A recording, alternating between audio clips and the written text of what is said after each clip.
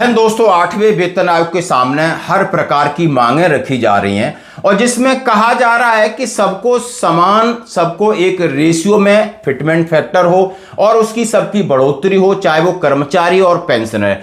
Defence forces का मैंने brigadier साहब का लगातार दिखा रहा हूं, उन्होंने रखा है कि जिसका पे लेवल कम है उसको फिटमेंट फैक्टर ज्यादा दो, क्योंकि वो जवानों के लिए जल्दी रिटायर्ड हो जाते, कम सैलरी है, कम पेंशन है, तो फायदा होना चाहिए। क्योंकि जिसकी ज्यादा है उसको आप ज्यादा फिटमेंट फैक्टर दोगे तो जो रेशियो बढ़ेगा यानी उनकी ज्यादा बढ़ेगी। लेकिन दोस्तों, एक गंभीर बात है कि एक ऐसा संगठन है वो सिर्फ इस बात की मांग कर रहा है कि नीचे वालों का कम फिटमेंट फैक्टर और हमारा ज्यादा चाहिए। क्यों? हम पे लेवल 8, 9, 10, 11 वाले हैं और ये संगठन है IRTS है, यानी इंडियन रेलवे ट्रैफिक सर्विस है और इसके अंदर ग्रुप ए के अधिकारी ज्यादा हैं, यानी यूपीएससी या सिविल सर्विस एग्जाम करके आते हैं।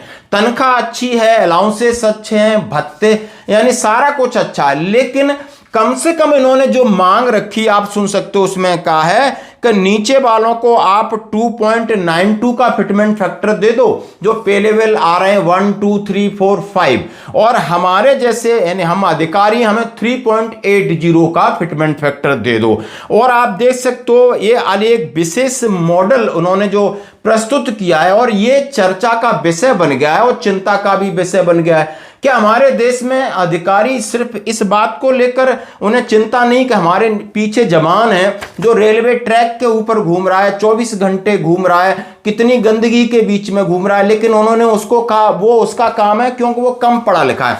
हम ज्यादा एजुकेटेड हैं, हम ज्यादा पढ़े लिखे हैं, हम ज्यादा इंटेलेक्चुअल हैं, ये सारी बातें इसमें लिखी हैं। 2 पेज का है, मैं आपके सामने शेयर करूंगा। थोड़ी बड़ी हैरानी होती है यहां पर कि इतना डिस्क्रिमिनेशन लोग रखते हैं। जरा सुनिए। 8वें वेतन आयोग रेलवे कर्मचारियों का संगठन है, IRTS ने वेतन में भारी वृद्धि और तर्क संगत समायोजन फार्मूला के लिए दबाव बनाया।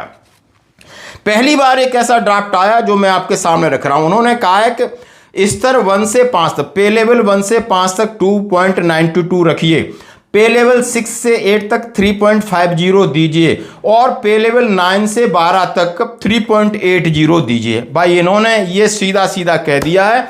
और क्यों कहा है जरा ये भी बताएंगे।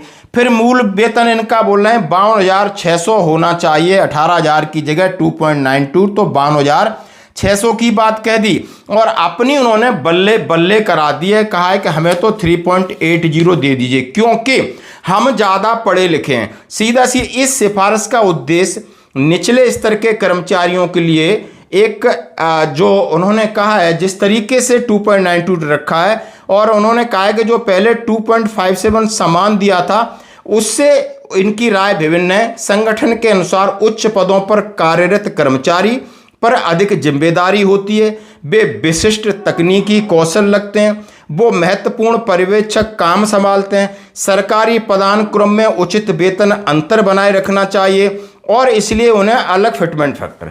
यानी भाई हम ज़्यादा पढ़े लिखे हैं, हम अफसर हैं, हमारी जिम्मेदारी ज़्यादा है, हम ज़्यादा टेक्निकल हैं, इसलिए हमारा अंतर बनाए रखना चाहिए। आपको 2.92, हमें 3.80। आप समझ रहे हो ना आसानी से कि ऐसे भी हैं, यानी इनको और ज़्यादा चाहिए, इनका पेट नहीं भर रहा है। हाँ, श्रेणीबद्ध फिटमेंट फैक्टर के लाभ विभिन्न स्तरों के वेतनमान में समानता, अनुभव और तकनीकी विशेषज्ञता को पुरस्कृत किया जाएगा, पदोन्नति में आर्थिक रूप से आकर्षण होगा, मतलब वहां आकर्षण चाहिए, नीचे आकर्षण नहीं चाहिए, कनिष्ठ और वरिष्ठ के बीच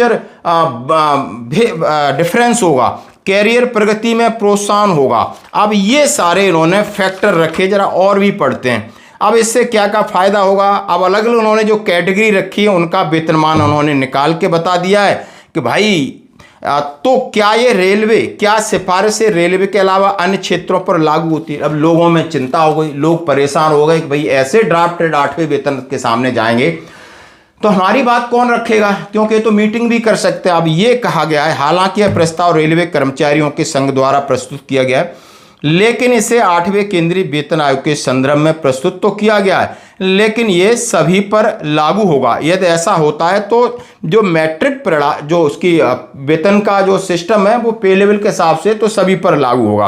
हालांकि यह ध्यान रखना महत्वपूर्ण है कि विभिन्न विभागों के कर्मचारी संघ अपने अपने ज्ञापन सिफारिशें प्रस्तुत कर रहे हैं और अभी तक ऐसा सुझाव किसी ने नहीं दिया है।